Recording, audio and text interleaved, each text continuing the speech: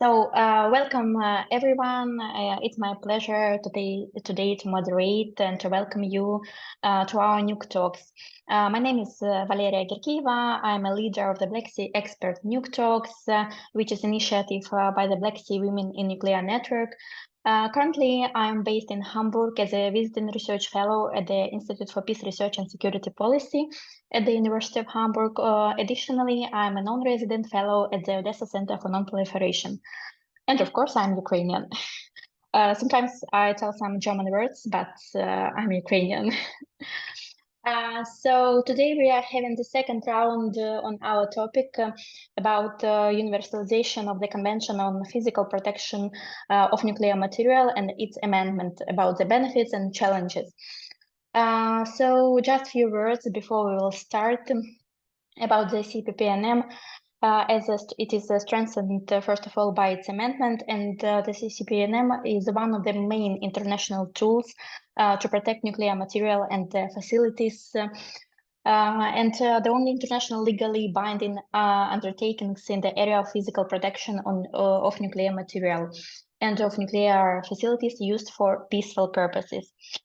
And why it is important to talk about the universalization, it's the universal adherence to and full implementation of the CPPNM, and its amendment will harmonize national approaches to preventing and responding to criminal and other unauthorized acts involving nuclear material and facilities. So today we will speak about the CPPNM as it is, about its importance, about universalization, and also we will speak about the implementation of it in Georgia and Romania. So first of all, we will listen for all three speakers, and then we will have a Q&A session. So please think about your questions, maybe comments. If you are not a nuclear security expert, as I am, you have now extremely great opportunity to ask professionals, experts in this area, and to know more at the end of this meeting. So please think about your questions, even if they seem to you very simple. So let me introduce the first speaker. It's Tomas Bieda. He brings almost 10 years of experience in the field of nuclear security at the national and international level. Tomas currently works as a senior project manager at the World Institute for Nuclear Security. Before that, he worked for the Office of International Nuclear Security of the USA National Nuclear Security Administration. Before that, he was served as Director of Nuclear Security Policies and Non-Proliferation of the Ministry of Energy from Argentina, and worked for the Nuclear Regulatory Authority of this country. So it's our pleasure today to host Tomas. So we are looking forward to your presentation. So please, the floor is yours. Okay, so thank you so very much for your introduction, Valeria, and to Natalia and you, Valeria, as well, for inviting me and for inviting WINS to this very important event, but also to once again be part of this important network. I had my experience working with you in the past, and I always learn a lot from these meetings again. So thank you for giving me the opportunity. So right now, as Valeria just mentioned, I'm working at WINS, at the World Institute for Nuclear Security. Some of you might know it. We are a non-governmental organization based here in Vienna, in Austria. We basically conduct many workshops. We have best practice guides. Probably you read some of them. We have certifications. So we conduct trainings on different topics. And of course, as you will hear very soon, this topic about the CPPNM and its amendment, it's becoming a priority for us. In my experience, as you know, she just said it, I am from Argentina. So I am a foreign here in this network of all the regions. But of course, as Argentinian, we love to talk about ourselves, and we love to talk on behalf of the region. So I always end up talking about on behalf of the whole Latin America region. Before joining WINS and also having an international experience, I was somehow in charge of coordinating all the different activities related to nuclear security in my country. In Argentina, as you know, Argentina has 3 nuclear power plants. We have research reactors. We have an ongoing SMR under construction. So we are somehow an advanced country when it comes to the peaceful uses of the nuclear energy. But the reason that I tell you all this is not because I love to talk about myself. It's just because when I was working for my government between 2015 and 2019, I had the honor to serve representing my country, chairing one of the process that was involved during the review conference of the CPPNM, the last review conference of the CPPNM. So, as you may recall, the whole review process that just happened 1-2 years ago had a kickoff meeting, an informal meeting. Then we had 2 legal and technical experts meeting, and then we had the PrepCom and the RepCom itself. So I was chairing, representing Argentina and also Australia with Rob Floyd. We were chairing those 2 legal and technical experts meetings. So I was, let's say, deeply involved, not only from a national perspective, but also from the review conference perspective to this instrument. As Valeria just mentioned, and as you of course know, this is a very important instrument. It's our only legally binding instrument. It's somehow what guides everything that we do when it comes to nuclear security, and that's why it's so important to have it, to keep it updated, to keep it upgraded, to be able to be flexible enough to deal with an emerging and changing world. I always I like to use a sentence when it comes to this world, that it's somehow history moves faster than time. There are certain times in history when the history itself moves faster than time, and sadly in the recent event that happened, or that it's still happening on East Europe, we can find that when suddenly the world changes in 1 second. So having let's say a powerful instrument, but a flexible instrument, updated, being able to address changing situation, it's always important. That's why one of the main activities that we are currently doing at WINS, it's a workshop that had not happened yet. So it's going to happen between March 12th and March 14th. And I will read you the title, The Central Role of Nuclear Operators in Implementing National Obligations under the CPPNM and its amendment. I have to be honest, the title is not the sexiest thing. It's not very fancy, but again, we wanted to be very accurate. We wanted to be very precise. So one thing that we are exploring with WINS, and that might be one of the many differences that WINS as a small NGO has, of course, related to the agency, is that we try to talk directly to what we call the nuclear industry or the nuclear operators. We try to go directly, let's say, to the source, and I'm talking about in a metaphorical way, not to the radioactive source.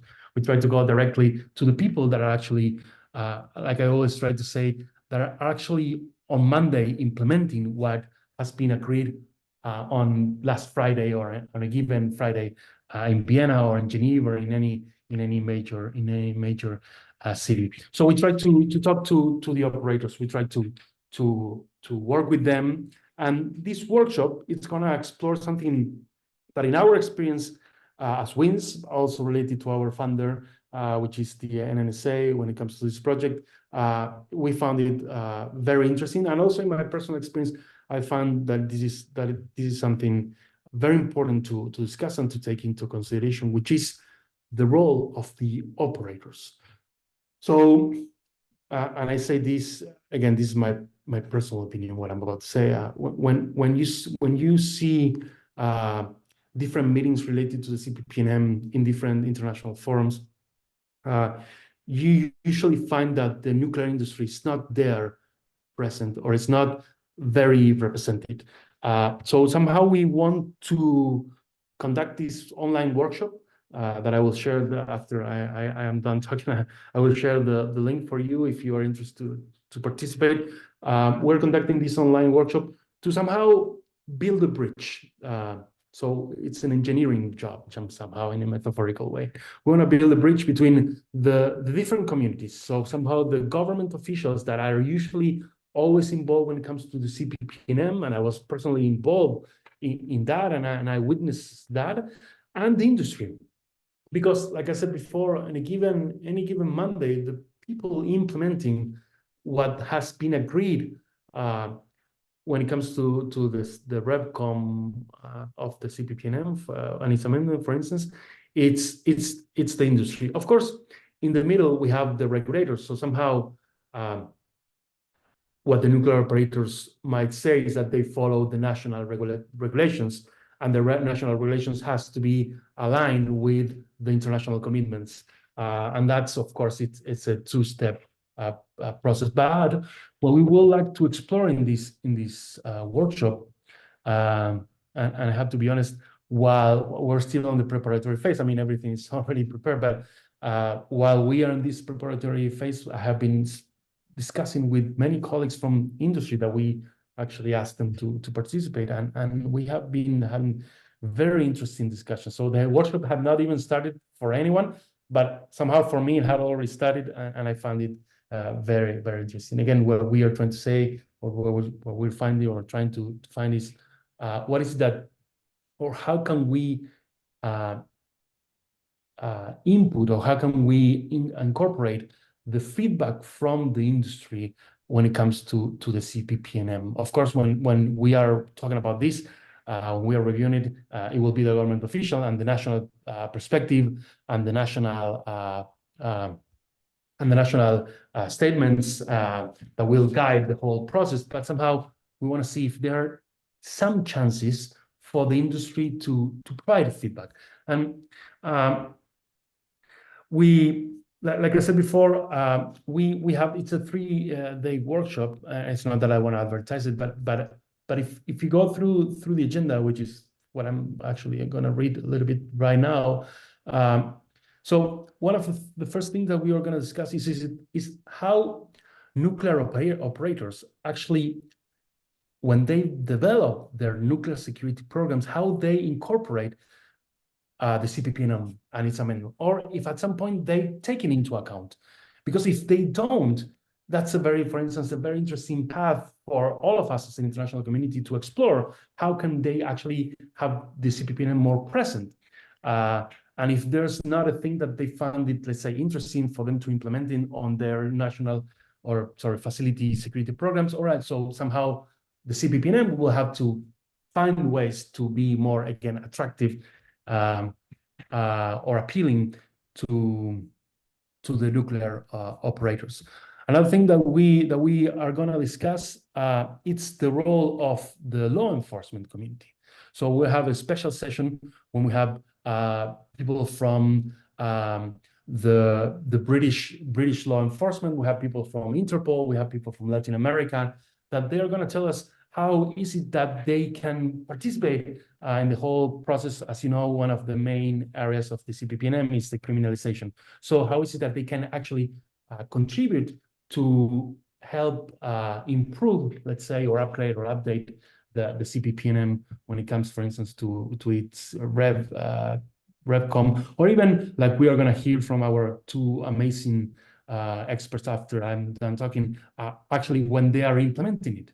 So we're going to hear, sorry, now I'm promoting your event, Valeria, but we're going to listen how in different 2 national perspective, the CPPNM is actually being implemented. So somehow in this panel, we want to discuss from the law enforcement perspective, how is it that they can improve implementation of the CPPNM. Also, we will have a dialogue between regulators and operators. So in my experience, let's say, going around the world, we don't see this dialogue happen that often. At least not when it comes to nuclear security. Somehow they issue performance-based regulations, so it's as long as you think it's secure, it's okay, or they issue very prescriptive regulations. So the question is, when you issue those regulations, is the nuclear operator perspective included, or at least as a feedback, as an input for you to issue that one? And then we have a special, let's say, a special session dedicated to transport, because as you know, the CPPNM started in the 70s as a transport security legal instrument. Then during its amendment, it incorporated the fixed facilities, but also, so we will have there people implementing transport from the industry itself, so going in vessels all around the world. And we want to hear how is it that their vision could be included in this process to improve implementation and to improve the instrument itself. And finally, we will have the whole last day, which is March the 14th, to discuss with NGOs and with different representatives from different industries and countries. How is it, like I said before, that we can actually bridge this community? How can we bring like very practical ideas to bring the industry to these discussions that, again, in my experience, we usually don't find it that much. Also, I think I know that one of the presentations that you will hear in a couple of minutes is going to be about Romania. So we have someone from Romania participating in our workshop, someone from their national gendarmerie, if I'm pronouncing it correctly. So they're going to give us their perspective when it comes to the CPPNM. So again, after this, I'm gonna share the link with all of you. We will love to have you in this workshop. And again, as my personal opinion, I think that this region that you are here representing it's very important, because probably let's say the future or the near future of nuclear energy it's probably going to be related to many of the countries that are represented right here. So having or initiate this discussion of trying to see how, again, for the fifth time, how can we include your national nuclear operators or your national industry in the international discussions, it is very important. And finally, the last thing that I want to say, and again, thank you so much for having me, is one of the sessions that we have, we call it Evolving Threats. So one of the discussions we wanna have during the workshop, it's about threats and how, as we all know, the threat is changing. And again, as I said before, sadly, people from countries represented in this fora had suffered in the worst possible way and saddest way. The threat is changing all the time. So sometimes when it comes to, again, to analyzing and assessing the threat, countries, again, every country deals with the threat the way that they had organized it, the procedures they have. But usually what they do is they have their secret services or the intelligence services involved.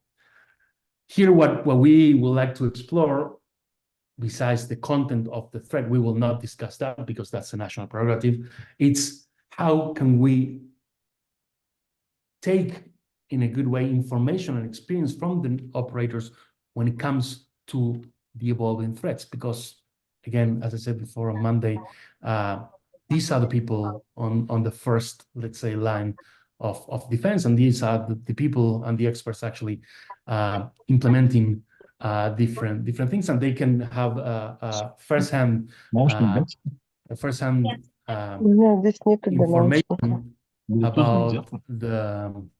about what's happening in their facilities. So there's also one session dedicated to that we find very interesting. The challenge will be to stay away from the content itself and try to discuss the process, the procedures, the national procedures that country had arranged to include operators. And again, last sentence, in my experience working for the Argentine government, we tried, when it came to this topic, assessing threats, we try to find ways to actually incorporate the operator's perspective. So those are the things that we would like to explore. So again, thank you so much for having me. I hope that I didn't bore you that much. And I will be here after the amazing presentations from our colleagues to answer any questions that you may have. Thank you so much, Valeria. Thank you so much, Tomas. It was very interesting and you're a great speaker, so no one is bored for sure. I will do a pause just for 20 seconds. I've already written in the chat that I would like to do a photo for our social media and for us to remember. So everyone who is able to turn on camera, please do it. If no, that's also fine. We understand. So yeah, we'll wait 5 more seconds while people decide whether they're... Oh, we have more people, look. They're coming and coming. Okay, yes, so 1, 2, 3. And one more, just in case. 1 minute. And one more. 1, 2, 3. Super. Okay, so it's time to continue. One more time, thank you so much, Tomas. For sure, we will have some questions. I already have 1, maybe even 2. So, it's my pleasure to introduce the second speaker from Romania. It's Madalina Coca, where she works for the National Commission for Nuclear Activities Control, the Nuclear Regulatory Authority of Romania. She is the head of the Nuclear Reactors Regulation and Oversight Section. She has 19 years of practical experience in the development of regulations and regulatory guides on nuclear safety and security, performing nuclear power plant inspections and review and assessment of safety documentation for the licensing of nuclear installations in all areas related to design and operation. She's an engineering physicist and has a PhD in nuclear physics and application for nuclear technology. So please, Madalina, the floor is yours. I know that you have a presentation, so try to share it. If something is wrong, I will share it from my computer. So please, if it's more comfortable, which option? Yeah. Thank you. I hope I have succeeded.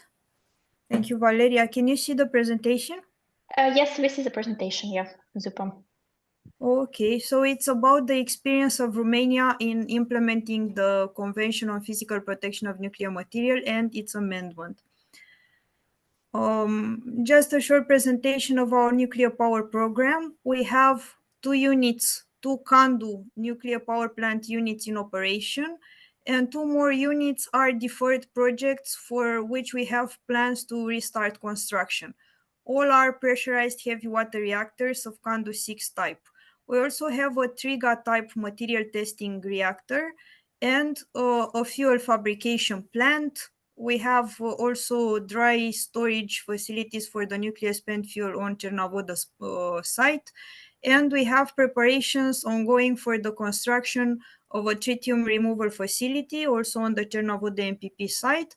And also there are plans at national level to have also a small modular reactor of new scale type at a new site, different from Cernavoda.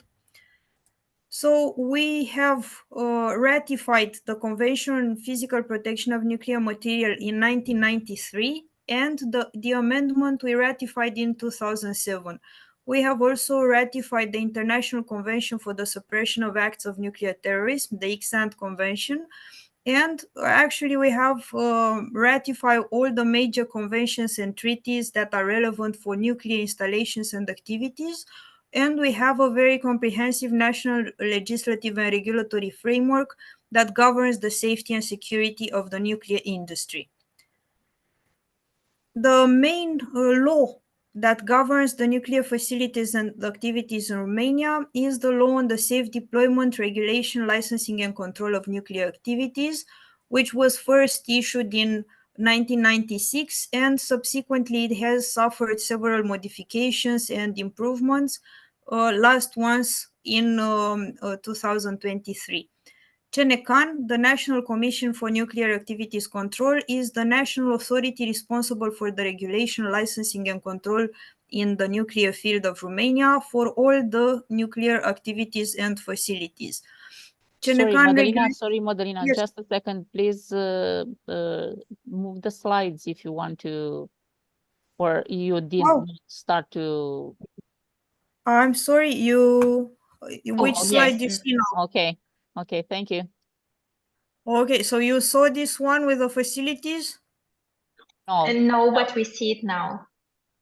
Okay, I don't know why I had it in presentation mode, and for some reason when I changed the slide, they did not show to you. So this is a representation of the Cernavod MPP's site with these two units which are now in operation, and there are two more units which are under construction. Well, the construction was stopped, but there are plans to restart the construction. And here is an image from the Triga Research Reactor in Pitești. So I'm moving to the next slide, which only mentions the ratification of the Physical Protection Convention and of its amendment and of the INCSANT Convention. And I was mentioning the legislative framework in Romania. So you see the slide number 4 now? Is it okay? Can you see it? Yes, we see. Yes, we can see. Okay, I don't know. In the presentation mode, it did not seem to work. So the site. It's fine. It always happens with those technology with me every time, so it's fine. Okay, so what I like to underline is that our nuclear regulatory authority has the legal power and the authority to regulate nuclear safety, security, and safeguards in an integrated manner. CNECAN has all the necessary legal powers to issue mandatory regulations, to issue licenses for nuclear facilities and activities, to perform review and assessment, inspections, and enforcement. We have the responsibility to ensure through the regulations we issue and through the dispositions that arise from the licensing and control activities that an adequate framework is in place for the deployment of nuclear activities. Since 2014, we also have a national strategy for nuclear safety and security, which has been officially approved by the Romanian government and by the Supreme Council of National Defense. This strategy is now under review and update, and we hope that this year we will issue a revision. CNECAN has coordinated the development of this strategy, monitors its implementation, and is of course in charge also of its revision. This strategy also covers in an integrated manner all aspects pertaining to nuclear safety, radiation safety, physical protection, computer security, and nuclear safeguards. The current nuclear security regulations that we have, there are four major security regulations. One on physical protection in the nuclear sector, covering all nuclear facilities and activities. One a regulation on the selection, training, and qualification of security personnel. A regulation on the security vetting and authorization for personnel in the nuclear sector, and also regulation on the use of standards for the design, implementation, evaluation, and continuous improvement of nuclear security system. This regulation practically endorses all the IAEA security series publications. We have also issued regulatory guides on several nuclear security aspects, like, for example, the prevention of sabotage, the periodic verification of the efficacy of the physical protection system, and also a guidance on the security of nuclear materials in transport. We also have under development a regulatory guide on nuclear security culture. We also have issued about 4 years ago a regulation on the interfaces between nuclear safety, radiological safety, physical protection, cybersecurity, and nuclear safeguards. For all our regulations, we use the IA Security Series publications and also the experience and security regulations and recommendations in force in other states with with developed nuclear power programs. In addition to these publicly available regulatory documents and strategies, CNECAN also issues the design basis threats documents for the nuclear installations, including the cyber DBT documents. These are developed in cooperation with the state authorities with legal responsibilities for national security. And here I included 2 slides with the benefits and challenges of CCPNM and of its amendment. Should I go through these now or should we discuss them later? What do you think? Because these Maybe are not. Yes? you can just name them, or maybe the most important, and then we can discuss it during Q&A session. These are benefits as we see them, but they're not only for Romania. Obviously, they're benefits that are applicable to everybody. So we see an enhanced nuclear security at global level, improved cooperation, harmonization of practices, strengthening of national legal frameworks, building confidence, promoting nuclear security culture, and also support for peaceful uses of nuclear energy. We think that the Convention on Physical Protection and its amendment contribute to all these. There are also several challenges. We have to admit that there may be differences in the implementation that depend on the capabilities and resources of the different countries, these being linked to financial and material constraints. Also, there may be a problem of adequacy of technical expertise because not all countries have very well developed technical expertise in all the areas that matter for nuclear security. Also, the harmonization of legal and regulatory frameworks. It is a goal of the CCPNM and its amendment, but we still have to work towards that. It's a never-ending journey. And there may be sovereignty concerns, maybe concerns of security versus transparency, and also, as you mentioned, the evolving threats. So everything is dynamic, and we continuously have to adapt our practices and our regulations and our assessment methodologies and our countermeasures to keep with all these threats that continue to change. So thank you. This was my presentation.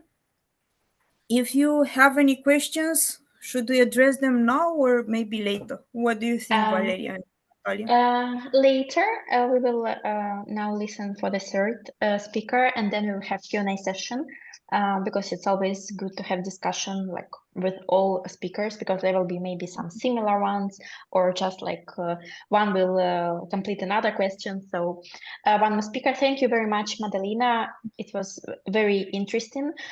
We will for sure discuss more detailed about what you were speaking. So thank you very much. And your first Zoom experience with sharing was perfect. So yeah, thank you. So, and now we will listen for the last, but of course, not least speaker. It's our great friend, member of the Black Sea Women of Nuclear Network, of course, also like Madalina. So it's Inna Grigolashvili. She's International Project Manager, Agency of Nuclear and Radiation Safety of Georgia, with more than 6 years of work experience at the regulatory authority. She manages the international projects of Georgia in the field of radiation protection, nuclear safety and security. She is an author and course of several national regulations currently in force. As a national liaison officer vis-a-vis International Atomic Energy Agency, Inna also supports the regulatory authority in hosting international missions. She is a certified radioactive source security and nuclear security specialized professional, serving as an ambassador of the World Institute for Nuclear Security since 2022. Also, she holds a master's in international law and the third cycle university degree diploma in international nuclear law. Also, as I know, it's not in your bio, but it's important. Ina now is in Monterrey. She is a CNS fellow, so welcome to CNS Mafia. Everyone who was there understands what does it mean. So yeah, thank you for joining us today, because in Monterrey it's very early, I know. So thank you so much additionally for such early readiness to give a speech. So please.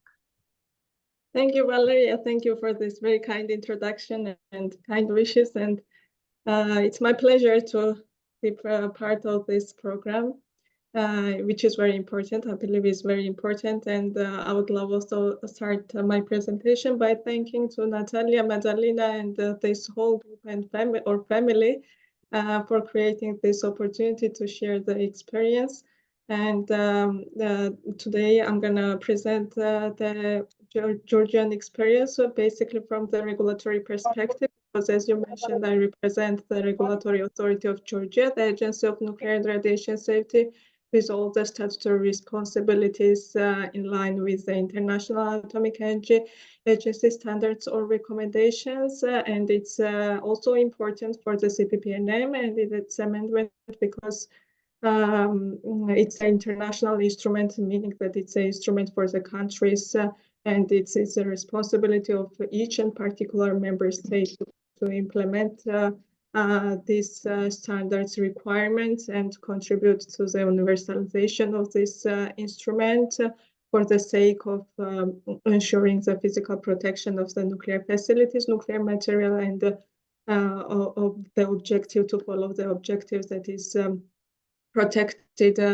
under the international instrument. So this journey for Georgia in ensuring the nuclear security and physical protection is a key component of the nuclear security as we believe it and understand it. So this journey has started for Georgia in 2006. When the country made an accession move to the original documents, Convention for the on the physical protection of nuclear material, and Georgia was also one of the first countries who decided to officially accept the amendment to this convention, to this document, which expanded its scope quite significantly. And it happened in 2012 for Georgia. The Parliament of Georgia officially accepted the amendment to the convention and officially made the commitment to implement it in the regulation in the national nuclear security regime. And this move, this step was part of the nuclear security summit initiative, in the framework of which many initiatives or many reforms were launched in Georgia, including accepting the amendment to the convention, which became in force in 2016 after the right after the amendment became in force, so entered in force. One of the main obligations for the country, which are party to this international, very important international instrument, being the only obligatory documents in the field of physical protection or nuclear security broadly. We have started implementing these requirements into our legislation. So we have the national regulation, national regulatory framework in total compliance with the CPPNM in its amendment. Starting with the new law of Georgia on radiation protection, nuclear safety and security, which was adopted last year by the Parliament of Georgia. So all the provisions given there in terms of ensuring nuclear security and in terms of ensuring the physical protection, this law is in line with international instruments. So at the same time, this law is also the policy document for the country, because the Parliament of Georgia also prescribes the policy, national policy in terms of ensuring the nuclear security in the country. The convention and its amendment is mentioned in the document as well. But we also have the secondary, so-called the secondary regulations, bylaws, which prescribes the details of ensuring the physical protection, and which is obligatory for all the operators, for all the physical or natural persons who work in the field of nuclear and radiation safety, and or who wishes to who would love to conduct activities in this field, and to which these regulations are applicable. So we have the level of the order of the Minister of Environmental Protection and Agriculture of Georgia, which is totally in line with the CPPNM. It also mentions this convention as a basis, as a legal basis for adopting this regulation. It is in line in terms of categories of the nuclear material as it is given in an annexes of this document, and also the levels of the physical protection of nuclear security, and all other technical provisions that are to be implemented at the national level to ensure the comprehensive and effective nuclear security regime. But at the same time, as we know, one of the major parts of this international instruments is the criminalization of certain activities. So we have here the Criminal Code of Georgia, and also the Criminal Procedures Code of Georgia, which also prescribes or criminalizes all the activities that are suggested by the convention to be criminalized and punished at the national level, to ensure the prosecution is in place at the national level. So besides the Criminal Code of Georgia, this also the cooperation and or jurisdictional parts of punishing or having the justice system is also given in the Criminal Procedural Code of Georgia. So these are the main instruments that specifically mention the convention as a legal basis, but also we have the supportive internal documents or internal guidances or regulations, which is also drafted by the Agency of Nuclear and Radiation Safety. So we have the specific regulations for the transport of nuclear material, which emphasize the importance or the obligations of the operators for ensuring the nuclear physical protection during this conducting this activity. And we have also other instruments that the agency initiates. So I'm going to give you the brief information what the regulatory authority does in order to ensure the effective and comprehensive nuclear security regime, and also to contribute to the universalization or the cooperation between the member states of the convention. So as we know, the convention, the international instrument, also states the importance of identifying and making known to the agency as a depository organization, the central authority, national central authority, and also the point of the contact. So central authority is identified to be the Agency of Nuclear and Radiation Safety, and also the points of contact are the staff members of the agency.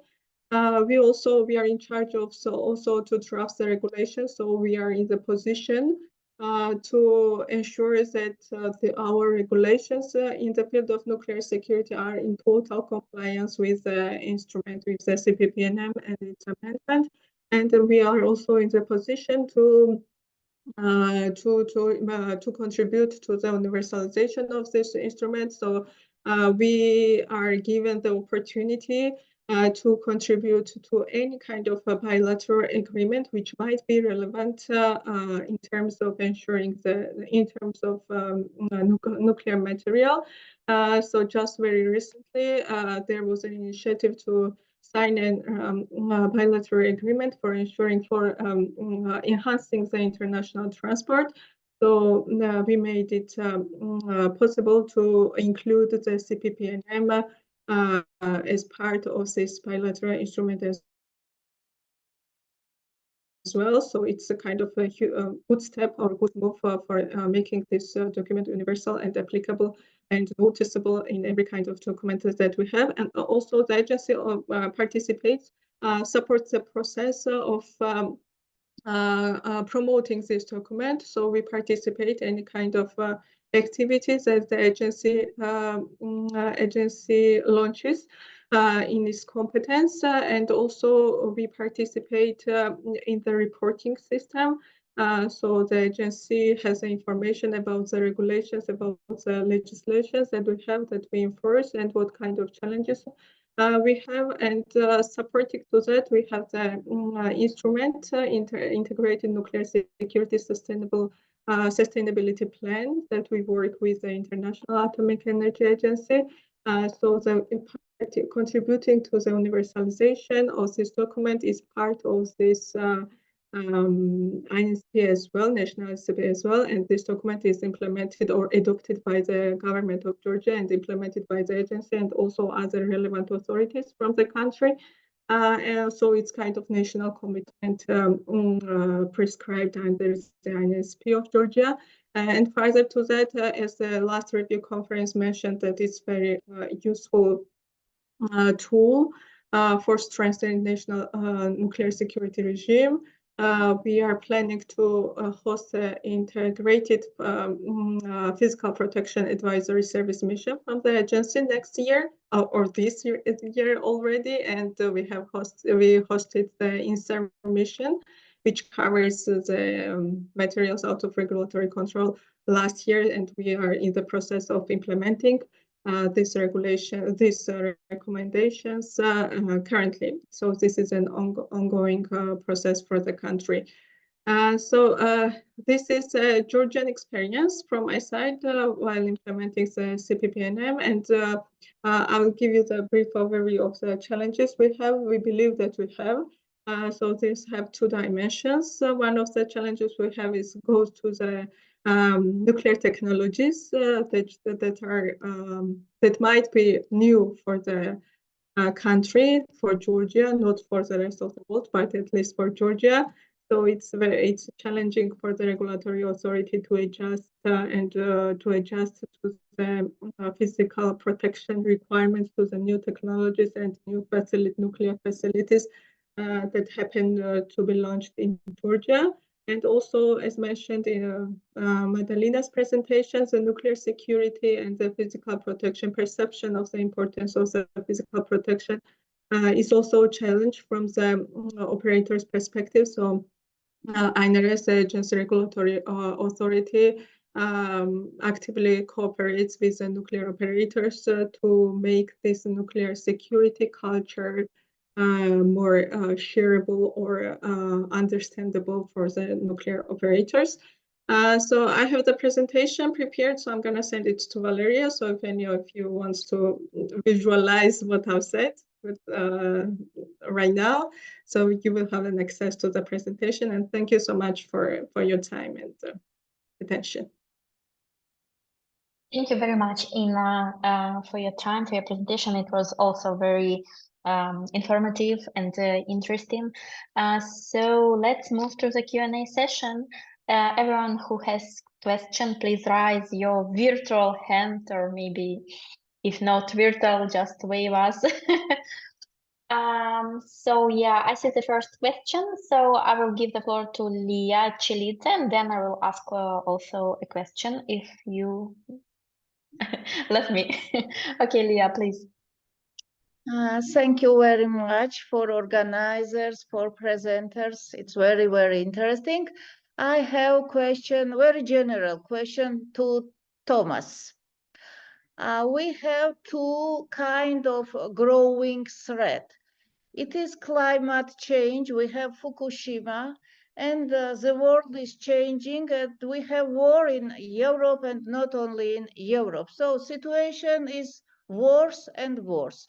How International Atomic Energy reflects it in his strengthening only legislation or any more actions? It's very interesting. Thank you.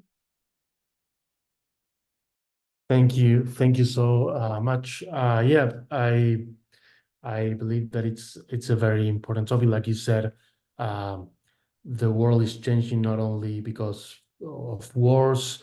Many different wars happening right now. in parallel. But also, like you said, sadly, because of climate change, we at WINS held a workshop last year. We call it the extraordinary circumstances.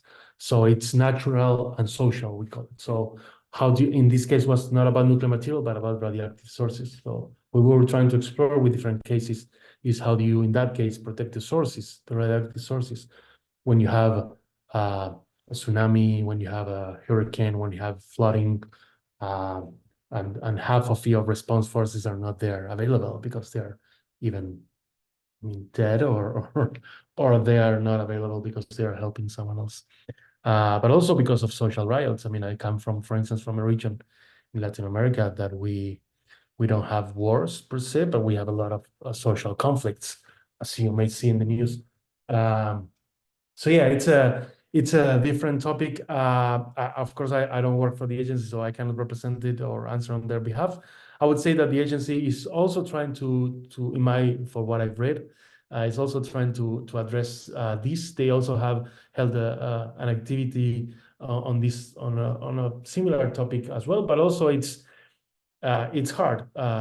You go to the guides and they say exactly what you say, Leah, which is you have to always assess the threat. But I mean, how can you assess the threat when the threat is changing?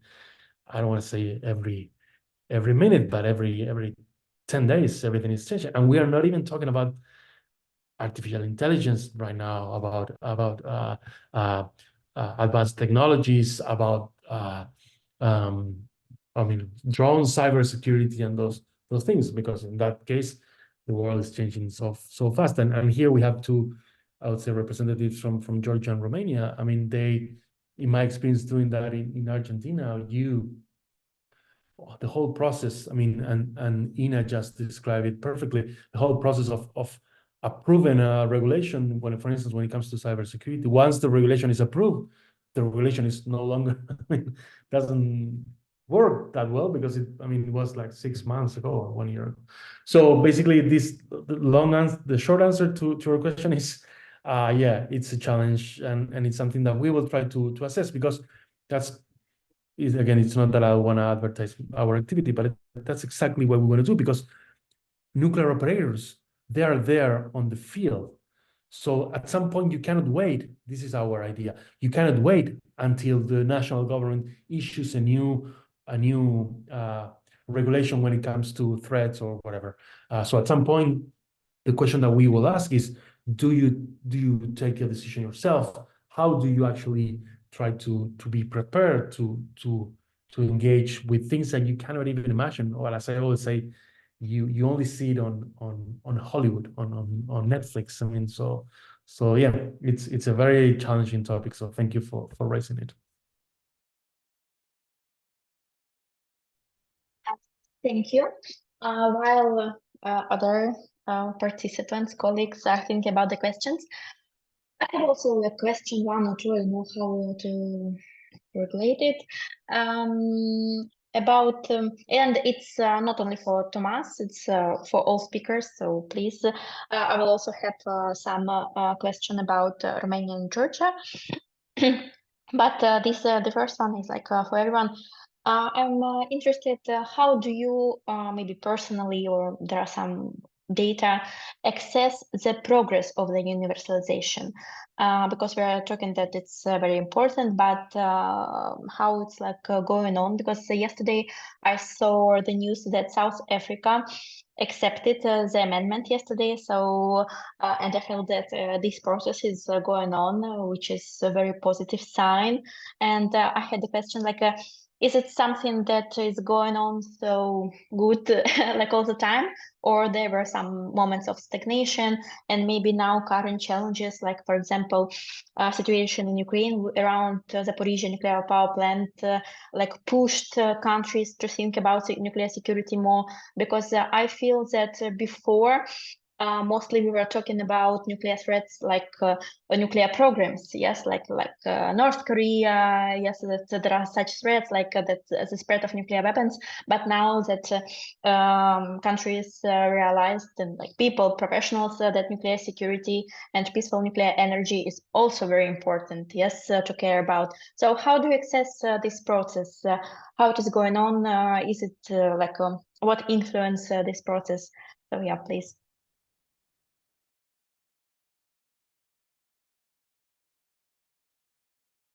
Do you want me to go, or I don't want to? Yeah, sure. I don't want to be the man that takes the scenario. I don't want to do that. All right, so I will go as while Madalena and Nina think about their answer. So yeah, that's again a very interesting question. Yeah, South Africa yesterday was a very important milestone. In my, again, personal opinion, like you asked, there were two countries, Brazil and South Africa, that they were always there. During the RevCom, they were saying, we have not ratified the amendment yet, but we are very close to that. And in the last year or 2 years, that actually happened. And again, those are, let's say, big countries with big nuclear programs that actually have ratified it. I would say that the list is, like you said, getting shorter when it comes to the amendment. It's getting shorter. When it comes to the CPPN itself, it's, thank God, very, very short. But the only thing that I wanted to say is that it usually goes in waves when it comes, in my experience, when you analyze it.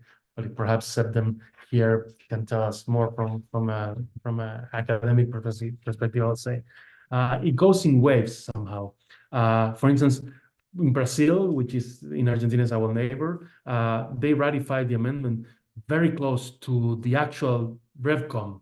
So sometimes, again, in my previous government experience, your job entails raising awareness to the decision makers. So sometimes when you have this big conference like ICONS, for instance, it's a big opportunity. The RevCom, I mean, in nuclear security, we have certain big milestones. It's a good opportunity to raise awareness and to try to push internally the process a little bit. So usually you see those waves. Generally, again, in my experience, when it's close to ICONS, for instance, countries are announcing many things, are announcing IPAS, INSERVs, ratifying things, and it's good. I mean, we take it as an opportunity. So every opportunity actually counts. So yeah, I would say that close to the next RevCom, we thought that it's very far away. We are already in February of 2024. I mean, it's 2024 already gave us 2 months. So we are very close to the next RevCom, or to start the preparations for the next RevCom. So I'm sure that close to the next one, a lot of countries will ratify it. Sorry for taking the floor. Thank you. Thank you. Thank you, Valeria, for the good question. So it's one of the responsibilities of the countries. It is countries, member states, as it is mentioned in the convention and its amendment, to contribute to the universalization. So as I mentioned in my presentation, one of the tangible steps we have taken before, and we have this experience as a regulatory authority, is that we made the CPPNM the part of our bilateral agreements with other states that are not necessarily parties to the CPPNM, but at least when we are cooperating, or when we are implementing this kind of arrangement with this country, the CPPNM is part of this process. So this is a good sign for the universalization point of view. And what other general activities, because we represent the regulatory authority and it is a country who makes the decision, so to become the party to the CPPNM or any kind of international instrument. So our competence is very limited in this process. But since we are the point of contact or the central authority in terms of implementing the CPPNM, we participate in any kind of activity or support any kind of initiative that the International Atomic Energy Agency believes to be productive or effective in terms of universalization and of this instrument. So these are the two major parts of our activities that we conduct in Georgia. Thank you, Ina.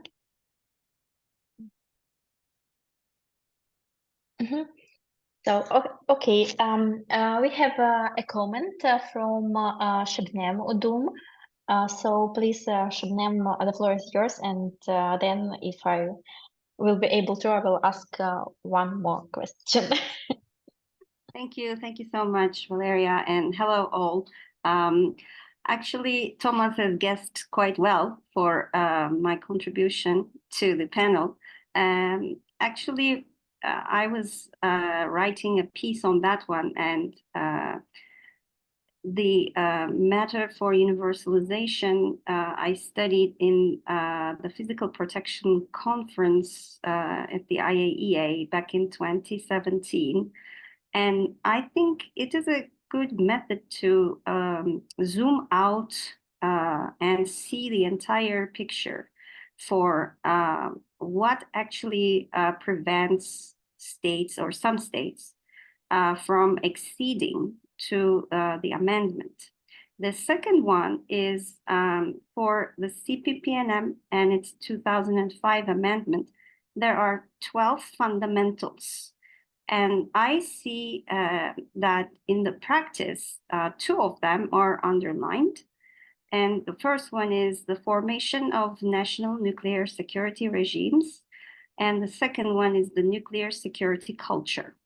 In the first one, and as it is also a responsibility at the state level, that states need to enact laws and regulations. This is the first step, but the second one is implementation, and that's where the problem arises because of the way that certain states or different states interpret what is threat differently to that question. And their answers to, in general, security is different. And their interpretation, in turn, for nuclear security becomes different. But for nuclear security culture, as the IAEA documents underline, all stakeholders need to endorse the belief that there is this kind of threat and nuclear security is important. But when you look into the practice, this discrepancy at the domestic level arises because of the different perspectives of bureaucracies, mainly security bureaucracy and nuclear energy bureaucracy. And that's why we need to synthesize that. So either you can invent a coordinating mechanism, or you can bring these stakeholders more together in training, in certificate programs, and different kinds of stuff. And I would like to also underline the certificates of WINS, which I also earned, and it helped me a lot for my teaching. And obviously, I used this kind of information in the certificate program for different stakeholders in Turkey last year. So it's like boiling down, this information to those who are going to be responsible for ensuring nuclear security in their individual countries. So this is a very good, actually, a chain that we can use, and use training and education as a very important part of the entire development of the international nuclear security regime. And universalization is going to come, I think, more smoothly and perhaps automatically. Thank you. Thank you, Shabnem, very much. You exactly also like started my next question. It was exactly about bureaucracy, because I feel that this is one of the biggest challenge is bureaucracy and maybe financial also support how to regulate everything. I have a question to Madalina and Ina. So because Madalina, you mentioned when you were talking about the challenges, yes, you mentioned the implementation also difference. Yes. I have a question like about the Romania's and Georgia's experience. Like, what do your countries do to overcome this challenge? Are there any communication challenge channels? And with whom, like with IAEA or with other countries, or like what are the opportunities to solve this challenge, and how you communicate with other states in this regard? So, first of all, as a member state of the IAEA, we participate in all relevant activities, both in the area of nuclear safety and in nuclear security. So it is through these meetings that we come to learn about the experience of various states and see if there are some differences. And we always try to learn from the experience of others, see what they have introduced in their regulations, what they have in their practices, what they do, for example, in the regulatory inspections on physical protection, what do they do for the emergency exercises, for the drills, how they incorporate physical protection events into emergency preparedness exercises, for example. Some countries, including ours, have emergency preparedness exercises for nuclear safety related events, for physical protection events, but also for a combination of events. Sometimes also combination with the cybersecurity events. So we try to learn from everybody. And I mentioned differences in the implementation of the CPPNM, but differences do not always have a negative connotation. So different is not wrong. Different, we could see them as adaptations to the specific national situations, to their evaluation of risks, to their physical protection systems. So this is how we learn through these meetings, through these conferences, workshops. We have training organized. We also had a cooperation program sponsored jointly by Norway and Romania and conducted through the IEA. And it had a nuclear security component and an emergency preparedness component. And through this program, we had access to the experience of many other countries that we could learn from in order to improve our practices and our regulations. We have a very well established framework, and we practically transpose all the requirements from the conventions and the treaties into our national legislation and regulations. And then we check the implementation through review and assessment and through inspections. We have enforcement. As I mentioned in one of the comments, we have to watch for the configuration management of the legislation, because sometimes, uh, uh, changes may occur in the penal codes, for example. And nuclear regulatory authorities are not in charge of the penal codes, but we have to maintain consistency for the penalties that are stipulated in the nuclear legislation and the penalties stipulated in the penal code, to make sure that they cover the um, all the malicious activities that are incriminated by the conventions and the treaties, to make sure nothing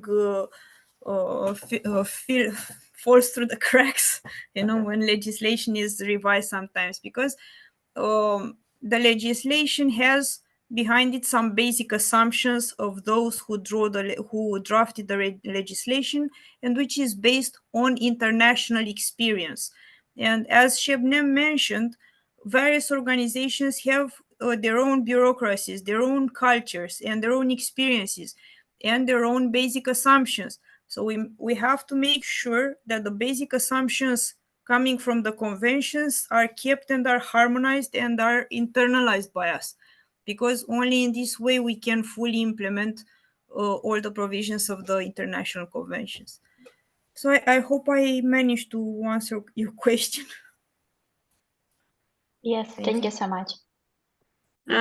Thank you, Valeria. Just to add a quick comment to what Madalina already mentioned, because all the comments are valid for Georgia as well. The International Atomic Energy Agency maintains also the database for the member states of the CPPNM. It's the Nuclear Security Information Portal, and the abbreviation is NUSEC, if I remember correctly. So this is a great tool for the points of contact who are identified by the member states or the signatory states to have an access to the experience of other states to make a recommendation for their fellow institutes or authorities to harmonize or to identify the good practice from other states. So it is a tool to also communicate with other points of contact, and because the international cooperation is a major part of the CPPNM, so it is an effective tool maintained by the International Atomic Energy Agency. And also the international missions can be seen or understood as a great tool to cooperate or to understand the good practice of other states, because the international missions, the idea of the international missions that are hosted by the member states is that the experts from other member states are chosen, identified, and they have a possibility to share the experience in the framework of the missions as well, such as the IPAS mission of the agency or the INSERM mission. So these are the main tools which are we believe quite effective, because Georgia found value in implementing or being part of these tools. Thank you very much. And I see that Madalina Stefanic has raised a hand also. Thank you so much for your contribution to this evening. I want to say that to focus on Madalina Coca proposal for the future such meetings. She said that we can reflect on it. We could have one session for each of the fundamental principles of the physical protection of nuclear materials and nuclear facilities amendment in the amendment. And she can contribute with some materials. I want to say that probably she's very, very modest, but she already prepared many training materials for Romanian people. She is the one who concepted Nuclear Romania. Is an organization. It's a network, in fact. So it's called Nuclear Romania. And she is presenting over there for everyone who's interested this kind of materials, training materials. So we can share her practice and her experience with our network. So thank you so much, Madalina, and we probably expect from you to be more involved in our network in this kind of trainings. And probably you never thought, I want to emphasize one of the benefits from this universalization of legislation. As an HR person, I want to emphasize that the universalization of legislation will help us to share personnel from one country to another, because you probably know that in 2050 we will not have so many people, because there are not the countries are decreasing, the number of persons are decreasing, no more birth. So we will be forced to find personnel from one country to another. So universalization of legislation. The same project or similar projects in nuclear are two pillars, yes, we have to focus on. So we have to think and to work for it. Thank you so much. Thank you, Madalina. Yes, for sure, we should discuss it. Thank you, Madalina Koka, for your input and for suggestion. For sure, we will discuss and do something because the topic is interesting and very timely. So I guess we should continue something like this. One last, maybe not question, but something like, I don't know, PS to Thomas. Thomas, as you are representative of WINS, I have a question, like practical one. For example, in our network, we have a lot of members who are from non-proliferation, international relations, political science. Don't want to like push, but it's like, for example, like me. But of course, like working on a non-proliferation arms control disarmament all the time, we have faced nuclear security topics as well. The question is it possible for such political science experts somehow to participate in the WINS events? Are there any like because or there are some strict criteria of selection for any like workshops or whatever? Thank you so much for the question. Absolutely not. No, I mean, absolutely yes, you can participate. Absolutely not. There are no restrictions. I am actually a political scientist as well. So I designed it in a way for all of us to be able to participate. But no, jokes aside, I mean, yeah, absolutely. We are always more than welcome to have anyone who can participate or want to participate, especially in our online events. When it comes to in person, sometimes they're a little bit, budget restrictions. But the main driver in the decision, it's not at all the formation, the career you study. That's not the driver at all. And we always, as you know, try to always aim for a diverse audience in many ways. So yeah, absolutely, it's not a prerequisite to have studied what some call the hard science. Privilege club. Yeah, exactly. Yeah, I think because it's important to know, to share with the members, and especially we now have a mentorship program and we have mentees, so we share also with them experience. So where can they go? What can they learn more? Not only for like us, but also for younger experts. And also, as I see, everything is interconnected.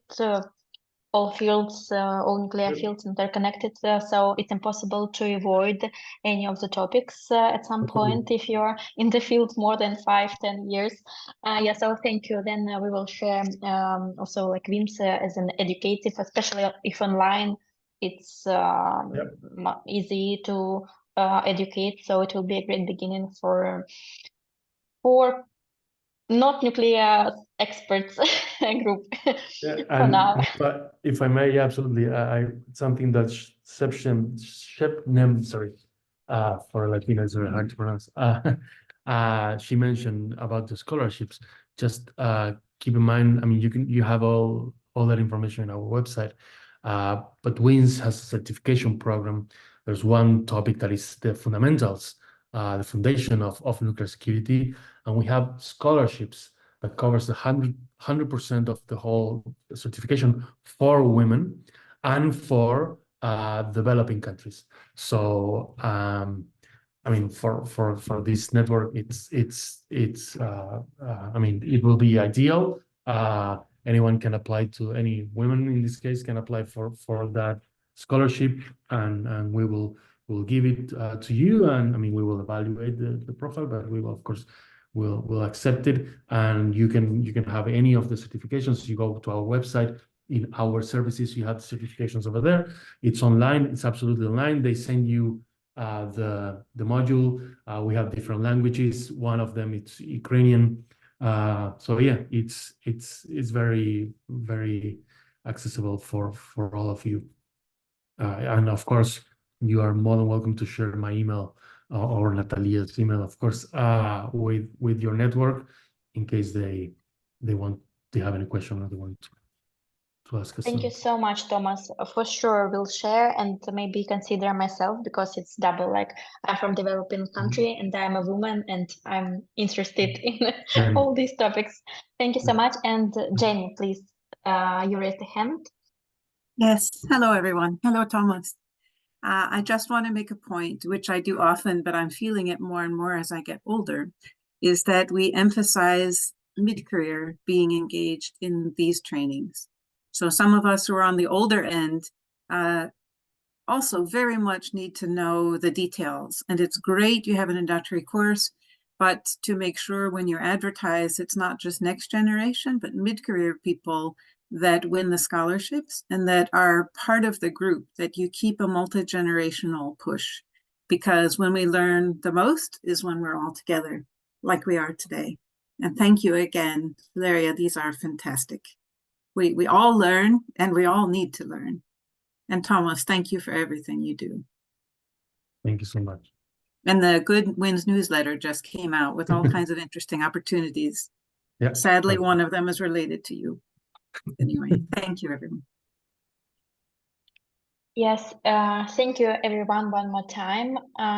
Oh, I see that everyone is satisfied because everyone pushes these buttons. Yeah, we are actually perfectly on time. It's because I live now in, like, I hope not for long, but in Germany, so everything on time with me. Now, so if you need to moderate anything and you need to be with very good timing, invite me, it will be fine.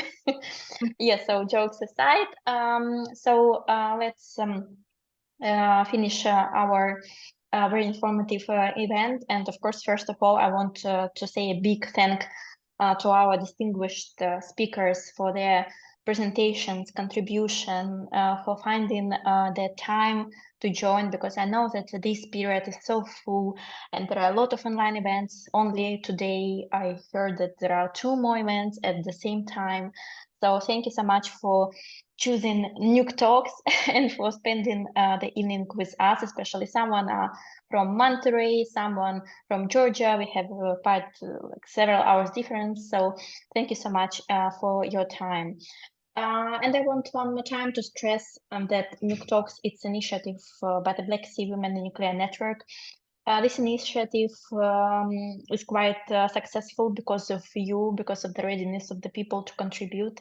And I want to stress also that it is open for everyone, regardless the level of knowledge, expertise, or country of origin. So please advertise NucTalks and the network through your social media, through your friends, I don't know, because we really appreciate people who join us, and we believe that we can do this world safe for sure, but all together.